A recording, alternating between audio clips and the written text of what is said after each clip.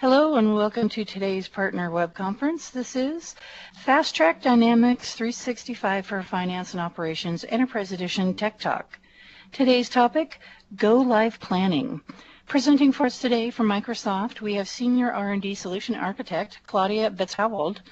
And joining Claudia, we have Savita Shashikumar, who's going to be handling Q&A, and she is an R&D Solution Architect.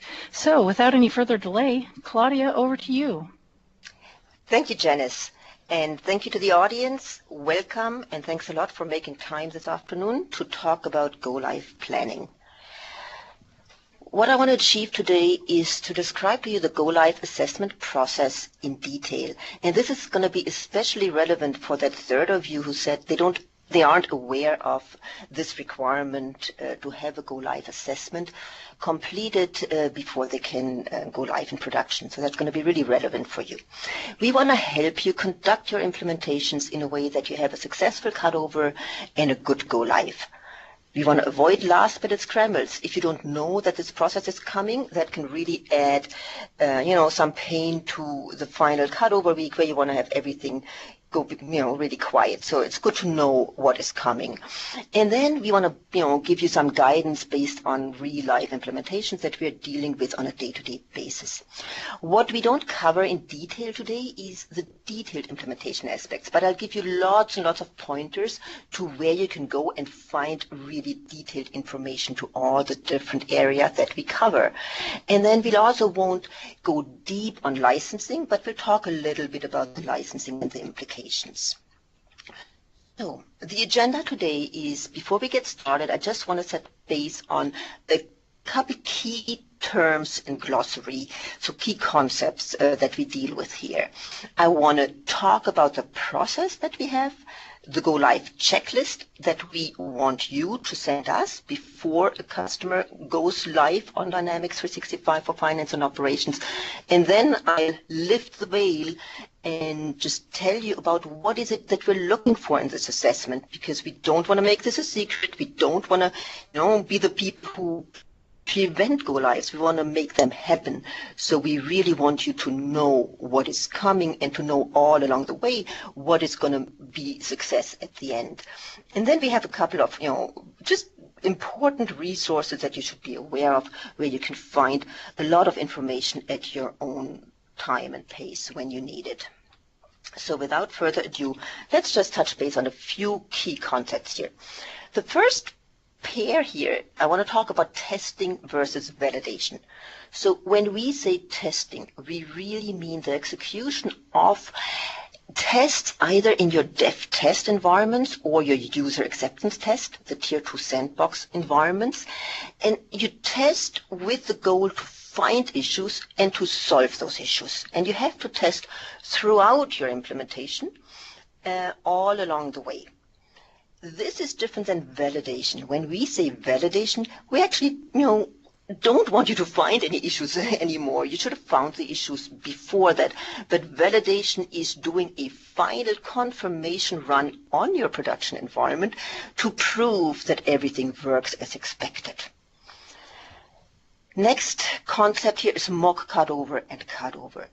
And we'll go to this in a little bit more detail later on, but with a mock cutover, we mean a trial run of your cutover activities that you do once you have production environment available, but before your actual cutover.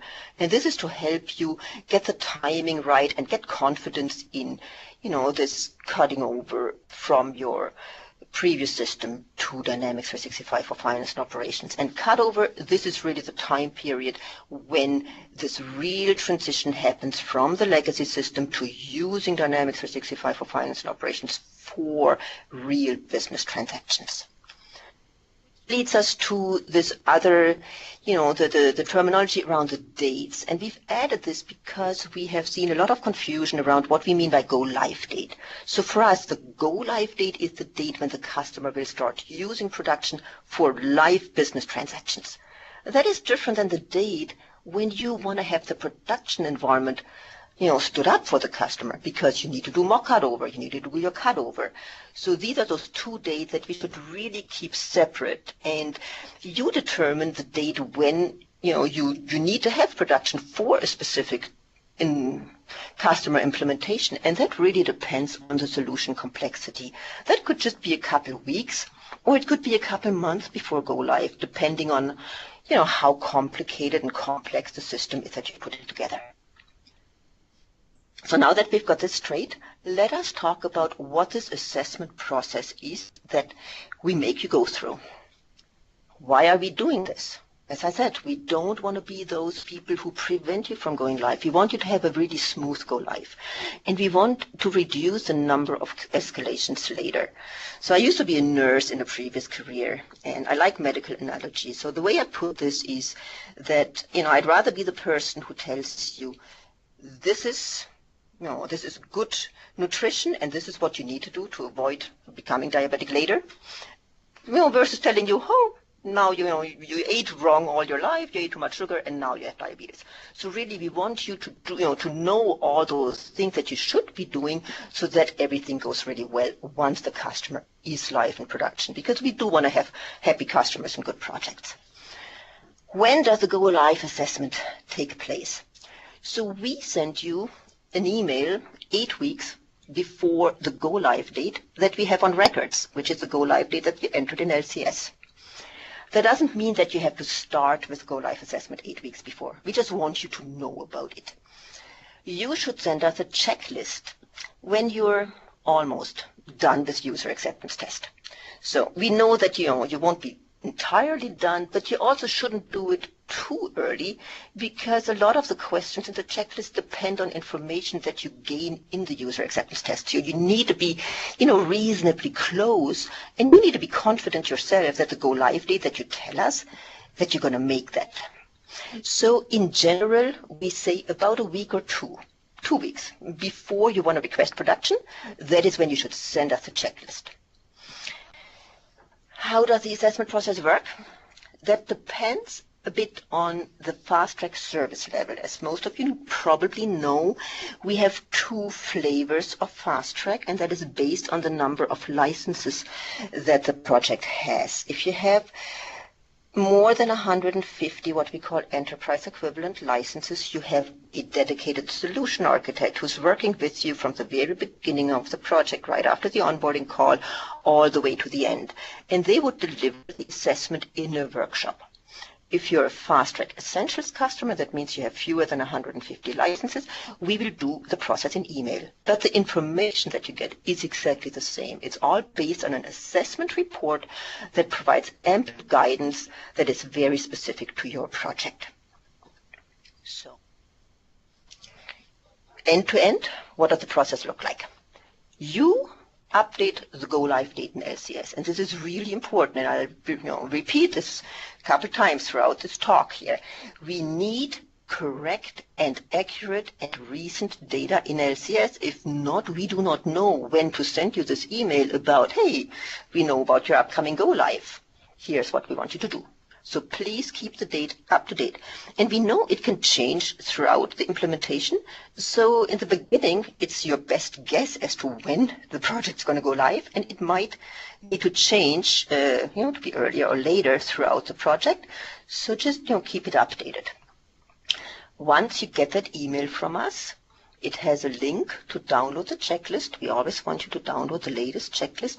You complete it and you send it to the email alias that is provided. So, we work through an email alias just so that we can make sure we can load balance and you always get real, quick turnaround from us. We then do the go live assessment and we send you that assessment report. Our turnaround time is 2 days from when we get your checklist, 2 business days, to when we send you that first assessment report.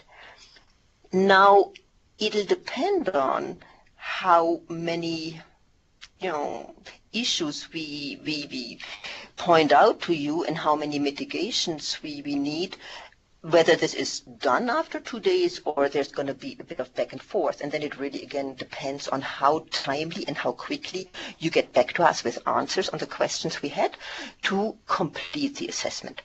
Once the assessment is successfully completed, we solution architects flag that project that it's ready to have production released. you still need to request production deployment. You should do it after the assessment is complete, and then you can just go in, configure production, you request it. Deployment of production environment, the SLA is 2 business days again, and then the next step you would do is put your deployable packages onto the production environment if you have not requested them to be slipstreamed within the production request itself.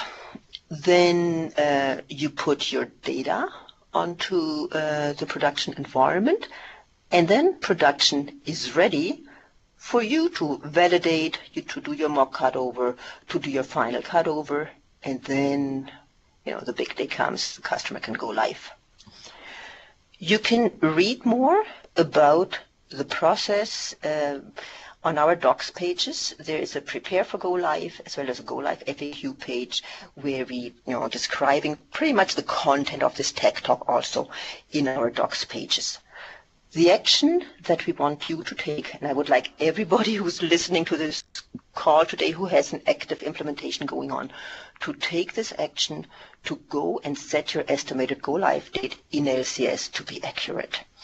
And your go live can be impacted if we don't have the correct information in LCS and if you're not following the process. That's just, and we do want to avoid this. We want, the date that you promised your customer that, is the go live date you're working towards. We really want this, to be to hold up our part of the bargain here. So the go live checklist. What is this go live checklist? You will receive an email from Dynamics 365 pre-go live email inbox. That email contains a link for you to download the checklist. Please always download the latest checklist. If you're a partner, don't save the checklist away and reuse it over and over for every project you encounter, because we try to learn, we try to get better and improve our processes. So we add questions and we correct mistakes as we go along. So right now we're in version 2.1, and we really need you to always send the latest version at the time when you're doing this assessment for a given project. And the checklist has a whole set of different sections. Here we also have a header on the on the checklist where we ask you for the LCS project ID, the customer name, a customer contact. Please do fill up the header as well. And in the following section we'll go through the different sections of the checklist in more detail. We've talked about the go live milestone, that we really need this updated because it drives our process and when we interact with you. We also need the LCS users to be updated because we send this checklist to all the users of your LCS project that are project owners or environment managers. Now, one thing that we do encounter a lot is that there is only on Microsoft.com user accounts in an LCS project. And I just need you to know that you can register users with their real email addresses, and you should. So we want to have partner and customer representation in the LCS project, and please do use real email accounts, at least for some of those users, so that we do reach some audience and those emails don't go into nirvana. Make sure you know that this email is coming from Dynamics 365 pre-go live, about 8 weeks before your go live date. If for whatever reason you don't receive that email, you can always proactively go and download the checklist and send it to us. The go live assessment report, I have a little sample here. It actually comes, it says about 10 to 12 pages long, depends a little bit on the project and the findings. But in the beginning of the report, we have a section that's called Core Findings, where we try to comprise on one page what are the big things that we've seen that we need you to take action on before you go live. And ideally, this is going to be all black, and there's going to be very few big findings that we have. And we'll get there as we go along, and everybody knows about this, knows how to be proactive. The things that are in red on this page, those are the things that we want to hear back from you. Like an example here, we have a lot of projects that are still in the analysis phase, and they, say, I want to have production. We'll just tell them, hey, please confirm to us when you're going to be done with your LCS methodology and actually at a stage where you can request production. As I said, we do this assessment, we send you the assessment report either per email or the solution architect is going to deliver this to you as part of a workshop. It must be completed successfully before your production will be deployed. If you request production before you've done the assessment, what you'll experience is that your production environment will be in queued state. It will remain queued for days and days until we've done this assessment process. And the mitigations might be required and they need to be addressed. But in most cases, this is just a question of, filling in a few missing pieces of information. And after this tech talk, you will know exactly what we are looking for so that you get check marks on everything. So this is where we go. Important implementation considerations. What are we looking for? Let's start with tenant strategy, one of my favorite topics. And actually, talking about tenant strategy at the time of going live is way too late already. We even start talking to you about this at the time when we do the onboarding call. And even this is too late because we need you, the partners and the customers, to think about the tenant strategy when you make the purchase for the service. But the go-live assessment is the latest point in time when we want to catch it. So what are we talking about? We need you to make sure that the licenses end up on the right tenant. What we see is that we've seen quite a fair amount of projects that purchased the licenses and accidentally created a second Azure Active Directory tenant for a customer who already has other online services from Microsoft, and they already have an Azure Active Directory service. So at some point of time, the customer notices this, and they notice this because single sign-on isn't working in most cases. And then the scramble starts to move those subscriptions from that incorrect tenant to the right tenant. And it's possible, and we've written up the procedure how to move those licenses onto the right tenant, but it really means to create a new LCS implementation project, and we do not want to have this happen just before go live, because that's really it needs testing, it needs setup, a lot of work involved with this. So really we need you to understand how this Azure Active Directory tenant and licenses hangs together. There's a couple of great articles that are generic. They have nothing to do specifically with Microsoft Dynamics for Finance and Operations. What is an Azure Active Directory tenant? When does it get created? And how do subscriptions, licenses, accounts, tenants all hang together? So just make sure you get this solved in the very beginning, and you'll be on good terms there. Next point here, I said we're not going to go deep in license management, but there's two things I want to point out. So there is, as we've already mentioned, an implication of your license number and the fast track program. And this is going to be interesting for all those projects that are pretty big implementations and will have more than 150 enterprise equivalent licenses when they go live. If you have those licenses at the beginning of your implementation, you will get a dedicated solution architect that will work with you throughout the project. And of course, this gives you, a bit more, exposure and involvement from Microsoft than if you don't have a dedicated solution architect. So this is something to consider as a valuable, thing to have and to potentially purchase those licenses at the beginning. What we really need you to understand is the implication of your license count to production sizing. So production will be sized based on the user licenses that are shown on the active subscription estimate plus the transactions that you call out in the usage profile associated with the subscription estimate. But it's really important that you have all the licenses purchased that you need for the initial go live before you request production.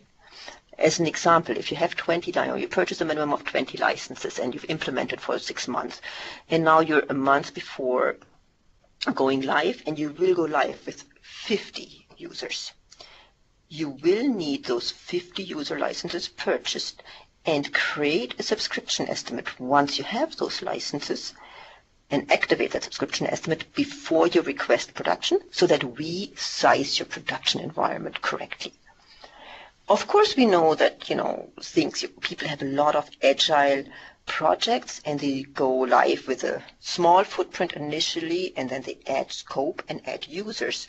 So of course there is a way to also add users after your initial go live and increase the license count afterwards, and then you create a support ticket for us to activate a new subscription estimate, and that is explained in our docs pages and the link to it is here. The next thing we ask about in the checklist is your solution scope and rollout. And again, this is to make sure of a couple of things. One is we want you to understand that, fast track, go live assessment, we are with you throughout your first rollout. Your additional rollouts after the initial one, you don't need to go through another assessment process with us. We do think that you'll have understood all the things that, we deem important for successful rollouts.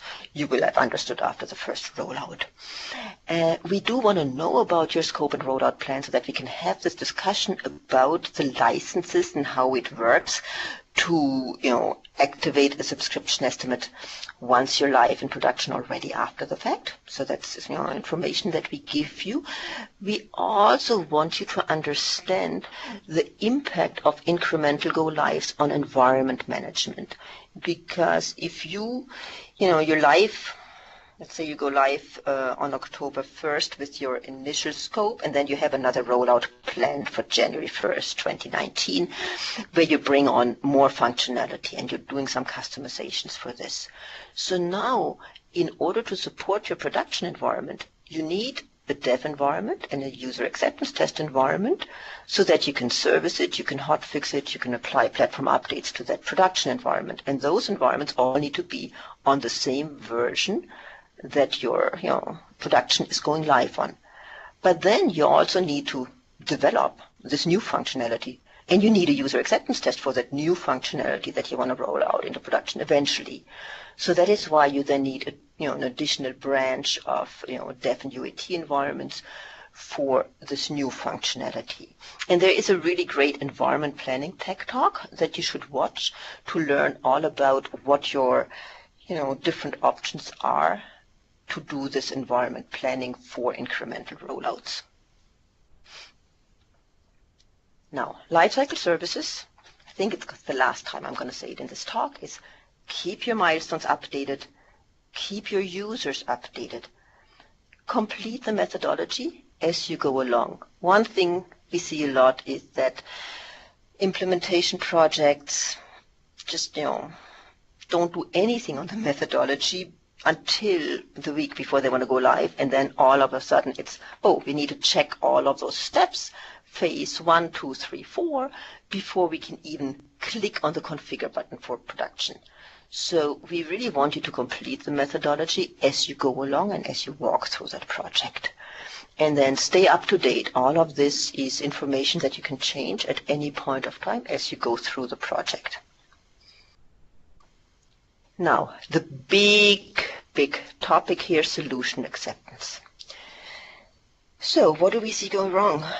You have to test on the right environment. And this is one of the things for which we really will we will really hold you for this. You need to perform your user acceptance test on a tier 2 or higher tier environment.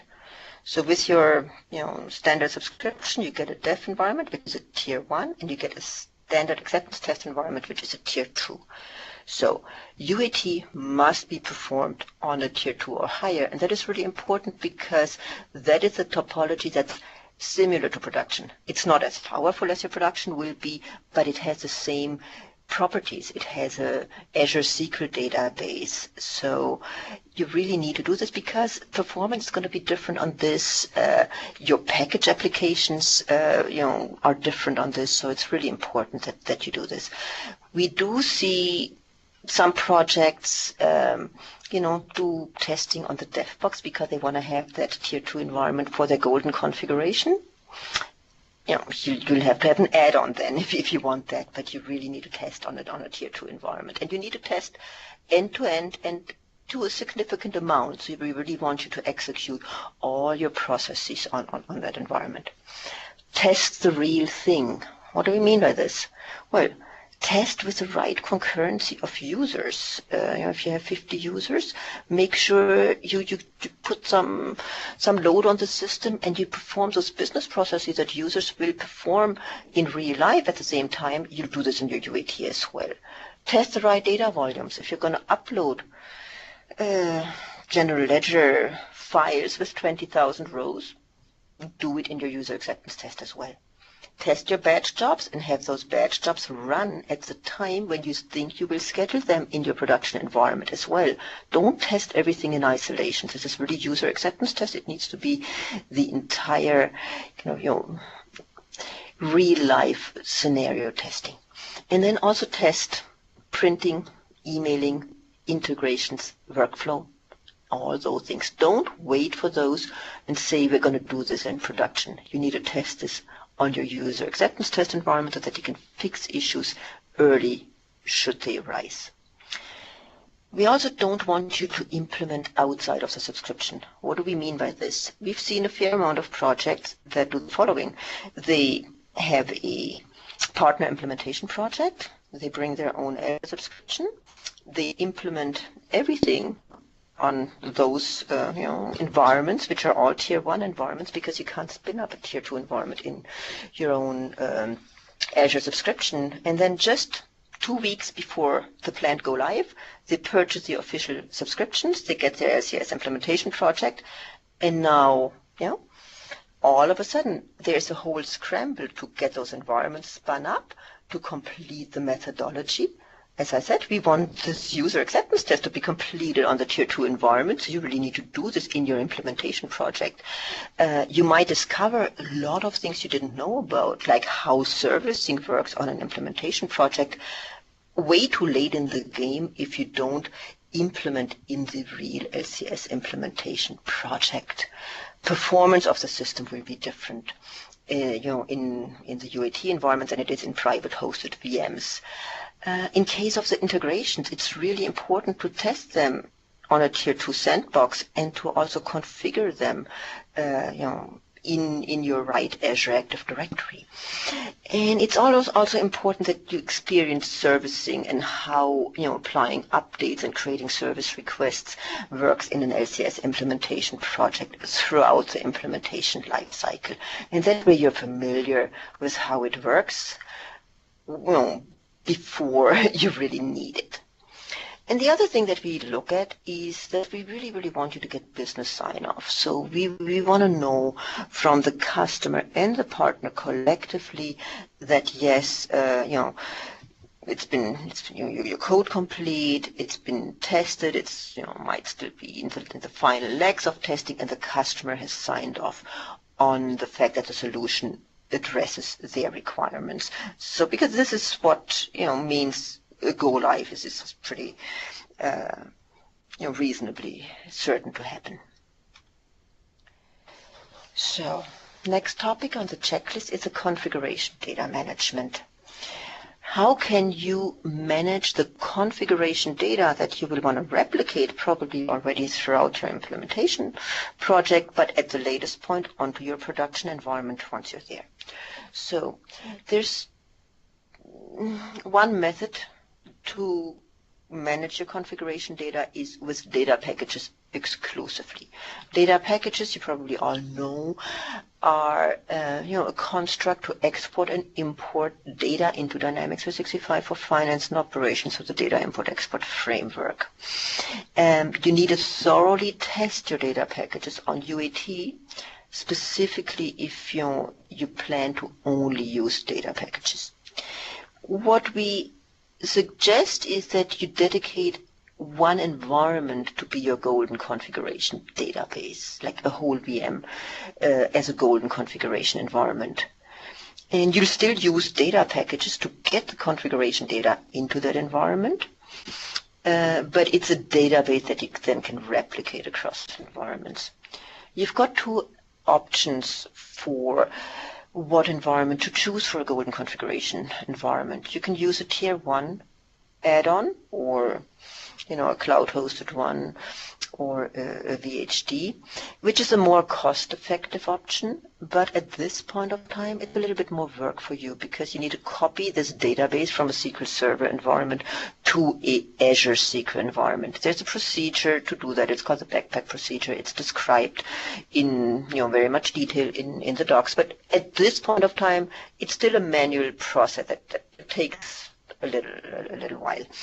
I have some good news for you. We are working on a feature in LCS that will automate this so that you can upload your tier 1 SQL database into LCS, into the asset library, and we will actually put it onto a tier 2 environment for you. So at that point, this will really be a big, improvement, we think, in this process. The other approach that you can take is to spin up a tier 2 add-on for your golden configuration environment. That does have higher cost, but at least at this point of time, it does support the direct refresh to production and makes this process a little bit more seamless. Which brings us to talking about how do you get the configuration data onto your production environment. So if you're using data packages, you'll get it. You just upload those data packages onto production, just the same way you uploaded them onto your standard acceptance test environment, and that is why I say you really have to test it in UAT to make sure that works smoothly. If you do have a golden configuration database, then for the first initial go live, you can do a database refresh, and that is actually what we do recommend because it's just a more contained process for the first go live. And you can copy the golden configuration data from any tier 2 environment, tier 2 or higher, any environment that runs an Azure SQL database, to production. If the database is on a tier 2 environment already, you just file that service request, and there is a specific, so this service request is a service request of type other to copy your configuration data onto production, and it needs to be phrased in a very specific way. That is why there is a link here that to that article that you should read and just file that service request the way it is recommended there. If your database is on a tier 1 environment, you first have to put it onto tier 2 and then file that service request for the database refresh. So that puts a little bit, if you only have one standard acceptance test environment, it puts a little bit of a constraint on when you can use this environment for UAT and when you have to be done with your UAT, because now you're going to repurpose your UAT environment to be the golden configuration environment so that the database refresh to production can happen from that environment. So you have to put that into your cutover plan. The other thing we really want you to be aware of is that there is the ability of a point-in-time restore, and that works on all tier 2 or higher environments. So it works on your UAT environment, it works on production. And that supports rollback of your data on an Azure SQL database to a specific date and time in the past, up to 35 days back. And you can really use this, on the one hand, you will use this on production. We talked about that you can do a mock cutover and you can validate your solution, but then if you do validation, you're creating transactions in production now. So this is about how do you get back to that clean state where you keep good track of all the timestamps, and then you file a service request for us to do a point-in-time restore on your production environment. And again, there is, it's described on our docs pages exactly how you should file that service request. One thing we don't recommend you do is to manually configure production from scratch. There's just really there's no need to do this. At a minimum, you can have data packages that you should upload And it's just a cleaner and more solid and error-proof approach to have a very repeatable process to get the data on production. Configuring it from scratch means there is a lot of potential to introduce errors that will be hard to catch once you're live. The next section, again, a very big topic that we want to talk about is performance. One of the questions we do get, I'm not making this up, but it's really, why should I worry about performance? I've bought a service from Microsoft. You're going to give me the hardware that is necessary for me to run my production in a performant way. And, the way I see this is, us giving you the right hardware is definitely necessary, but it's not sufficient. We can give you the best hardware in the world. If there's slow-running queries in your customizations, they won't run faster on bigger hardware. It's just so it's really a combined effort, because performance can be affected by a lot of different variables, and they're totally outside of Microsoft's influence. It could be your customizations, it could be ISV code, system configurations, the timing of the batch jobs, the integrations. There's your internal network, the data center you chose. There's a lot of different factors that affect performance, and that is why we really, really need you to think about performance all along the implementation. Don't wait. Don't tell us, we're going to test performance once we're in production. It's too late. You can validate that performance is sufficient once you're in production, but you need to test it before. You need to find the slow-running queries. You need to fix the indexes. You need to apply the hot fixes that we've put out there, because we found indexes in the core product that were missing. So we really, really need everybody to think about performance from day one and not, day n-1. So how much performance testing do you need to do? And there's no one clear-cut answer to this. It really depends on the complexity of your environment. It might, if you're a 20 people implementation and it's just vanilla financials, no customizations, no integrations, you're going to do your performance testing on the standard acceptance test environment. We just need you to make sure that the users do the real work they will do once they're live in production with the real volumes, and you'll get a feel for does the system perform adequately for us.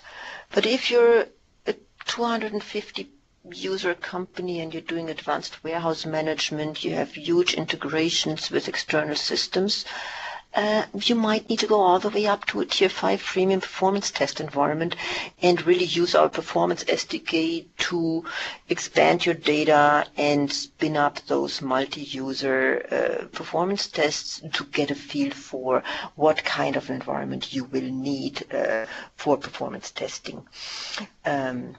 So, it's a whole range, and I can only point out that there's a really great tech talk about performance testing approach that you should watch, specifically if you're one of those more complex implementations where performance might become an issue.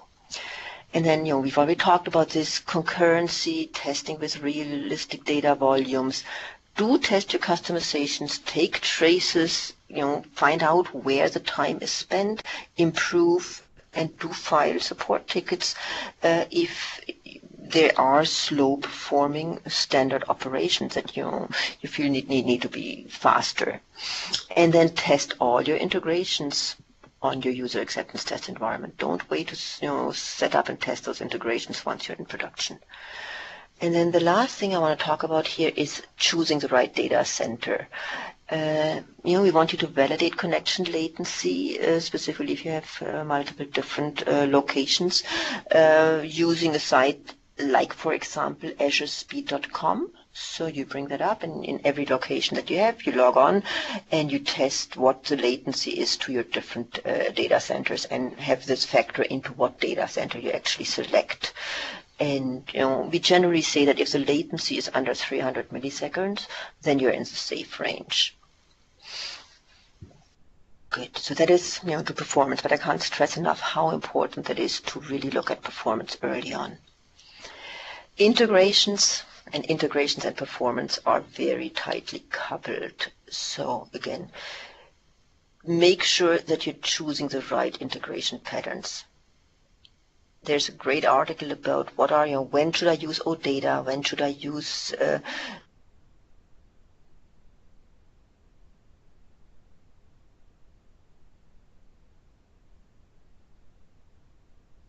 approach for your specific integration scenario, and you test it out and you have validated that it will perform with the volumes and the requirements that you have on throughput.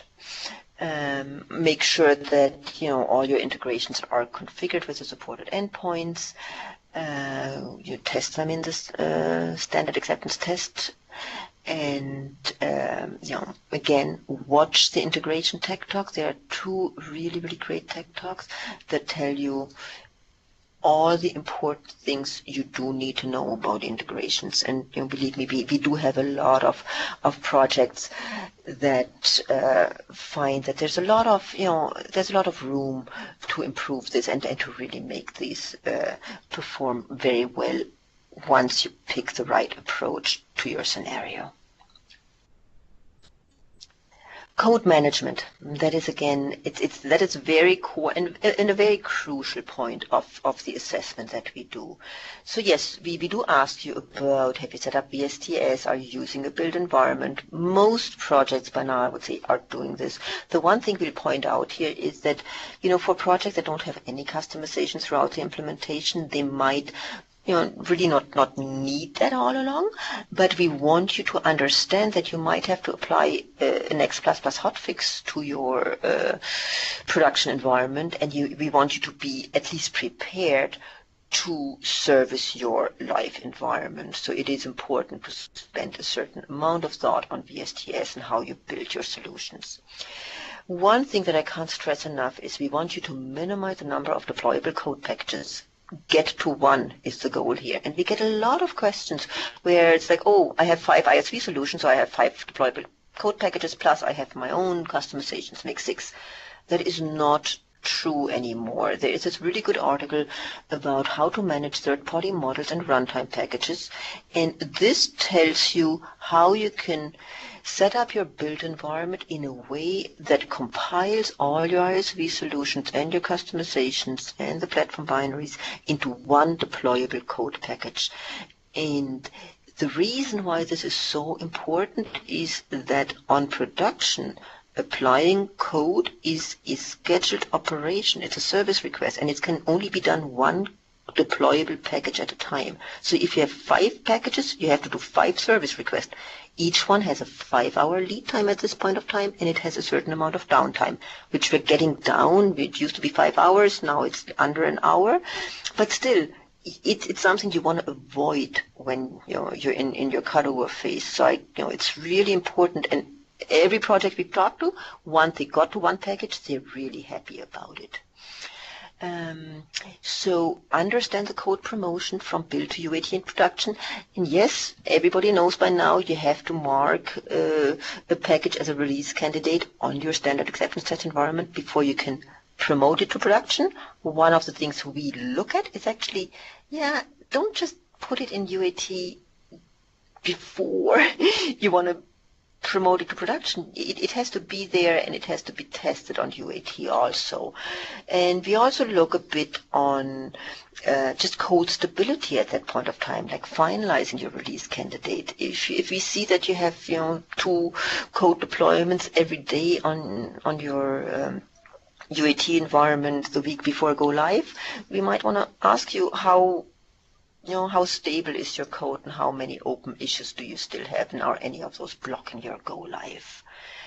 And then one of the things we said is that your dev, your UAT, and your production environment are all on the same platform and application versions. So at least one set of those. You might have another dev environment where you're already looking at the next application release, but at least you must have one dev, one UAT environment in the same version as you will have your production environment, so that you can have a service path there. User and security setup. So this is really about testing with the right security roles. Don't just have admin. One of the things that we have found out is that a lot of people don't really know how to move security setup between environments. So here is the set of different entities that you need to move those custom roles and role associations across different environments. And one thing I really need to talk to you about here that we will still find in many environments is the importance of the admin account. So, and this is the account that is the admin of the environment that gets provisioned. So, let's say you provision production and you tell us the user, the admin account on that production environment should be joe@contoso.com. So Joe is going to go on vacation next Monday, and the last thing he does this week, because we really are waiting for the production environment, is he puts in the request for the production environment. Production gets deployed by DSE. Production is ready for you on Monday. Joe is on vacation. Nobody can log on because when we provision an environment, there's one and only one user who can log on, and that is the admin account that you configured when you requested production to be the admin. So please do use a generic service account to be the admin of your environments.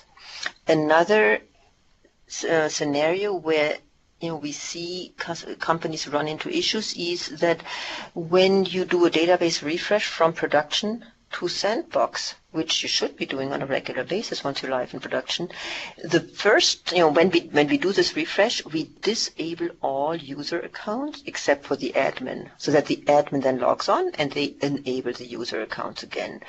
And again, by that time, Joe might have left the company and moved on, and nobody will log on. And do know that we cannot change this later, so you can't just go in and change the email account on the admin user. It's the only way to change the admin user in the in the tier 2 or production topology is to do a redeployment. It's not like running the retargeting tool. Cutover.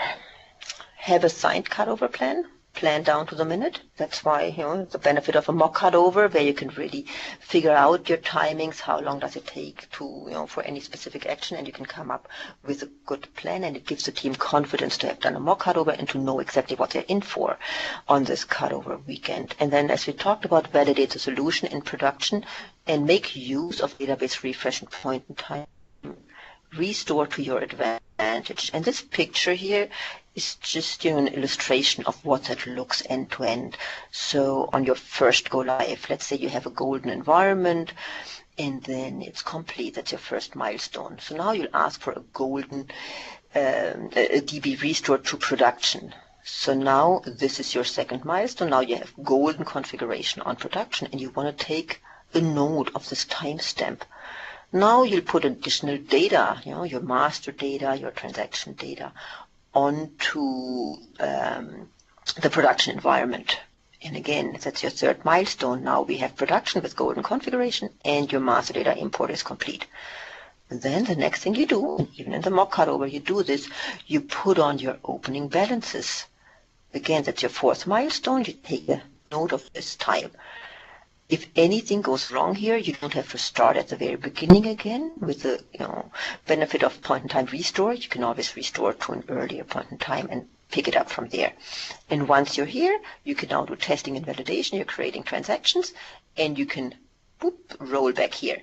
And once you're done with your mock cutover, you'll just start over from the very beginning, and that gets you to your cutover complete. Last thing I want you to know here is monitoring and support. How can you monitor your environment? So this is where it really is important to learn about monitoring and diagnostics to see what Microsoft does to monitor your environments, but also what you can do to see what the health is, and we are improving. We have a couple of new features in LCS in preview right now to kind of expand on your abilities to monitor and also take action on certain things on your production environment. We need you to understand support plans and support teams. So this is what you learn about in the Microsoft Dynamics support docs pages.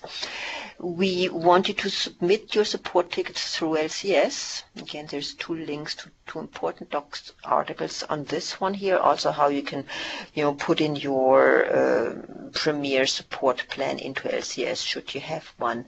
And the one important thing, even though we hope it won't happen to you, but what do you do if your production is down?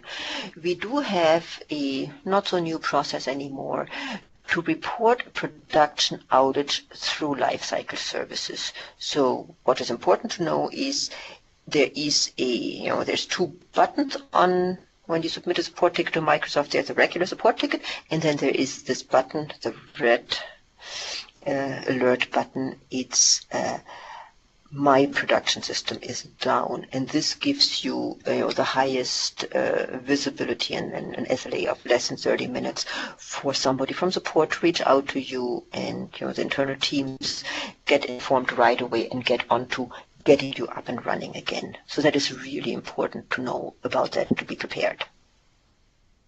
So now the last thing you need to do then, after we've done this assessment, you're informed now, you know everything you need to do up front to be in a great position. How do you get production?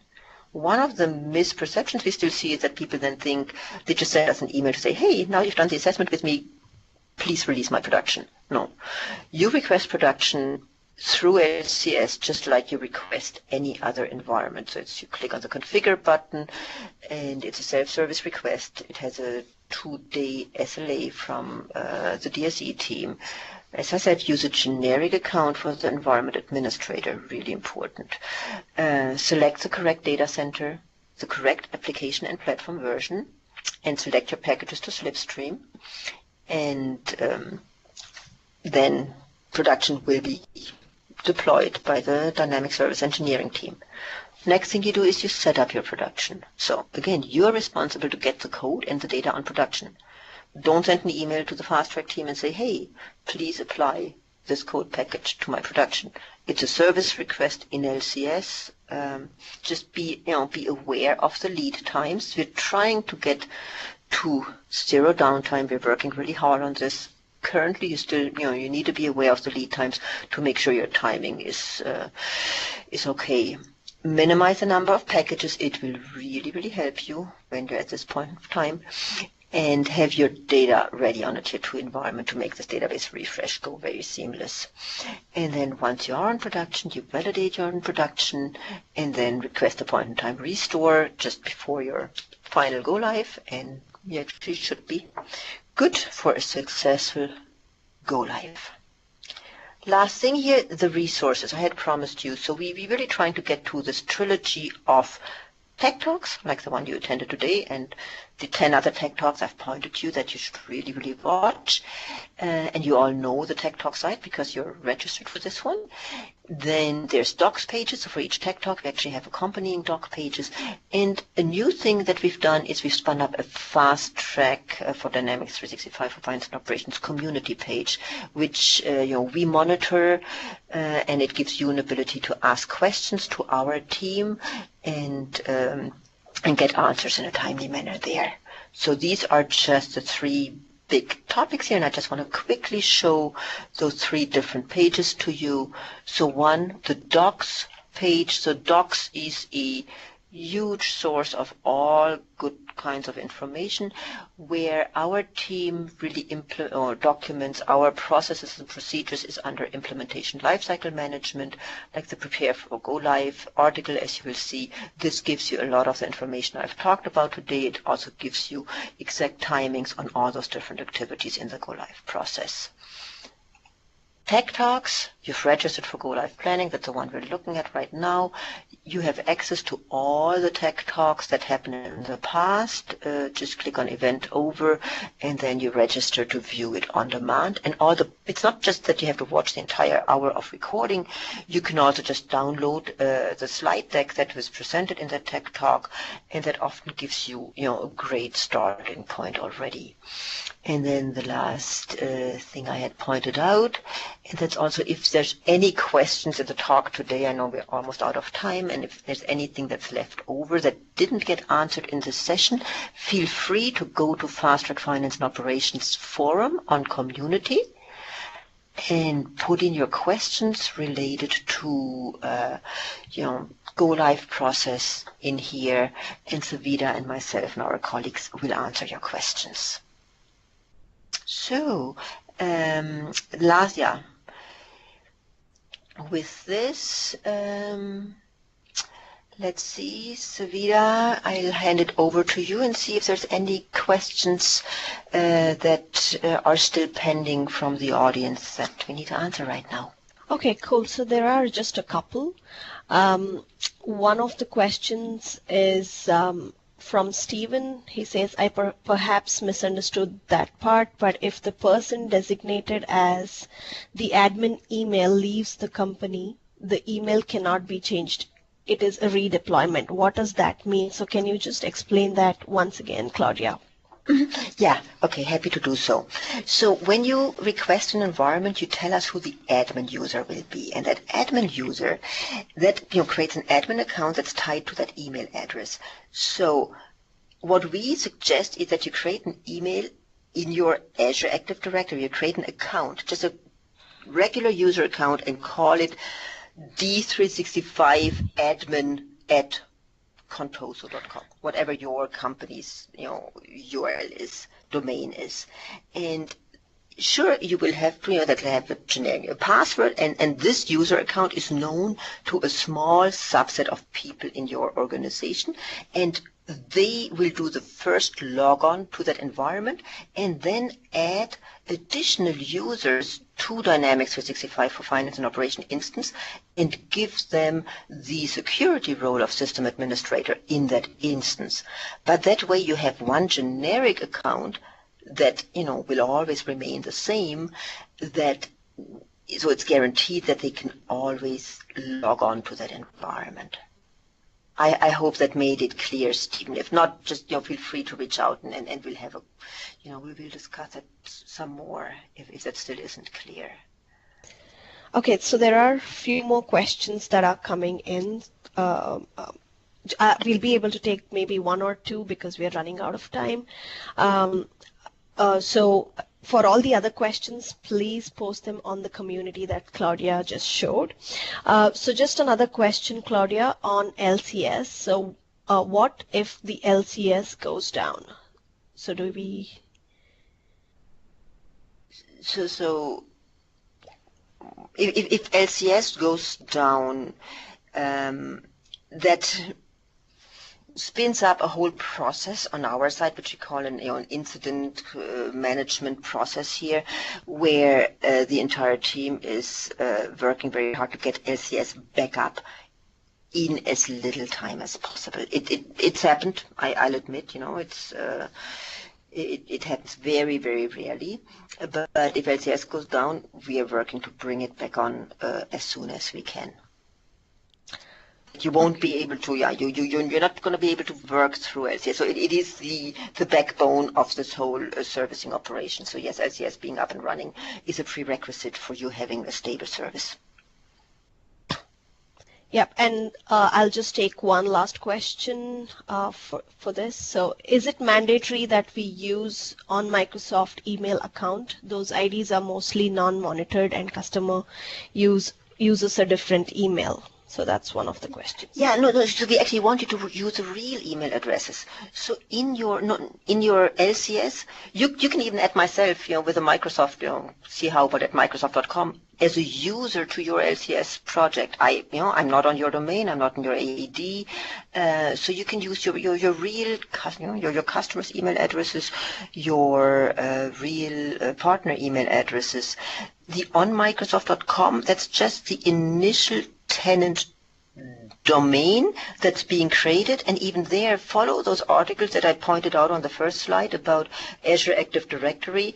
There is a very simple way how you can add your vanity domains to your Azure Active Directory tenant, and that gives you single sign-on and everything. Good. Cool. Yeah, we do have a few more questions, but I really request all all of you to just post it on our community, and we'll make sure we get these answered.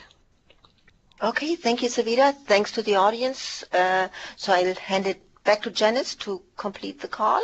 And yes, please do post your questions on the community and stay engaged with us. We're happy to discuss all your questions with you. All right. Thank you, Claudia. All right. Ladies and gentlemen, I'd like to take a moment and bring your attention to a link that I posted in the messages panel. That's a link to a short survey for this web conference, and we ask that you please take a moment before logging out to access it. We hope that you found today's information helpful, and if you enjoyed today's web conference, have feedback on how we can provide you with a better event, or you'd like to submit topics for future web conferences, this is your chance to let us know. The survey scores are on a scale from 1 to 5, with 5 being the highest score possible.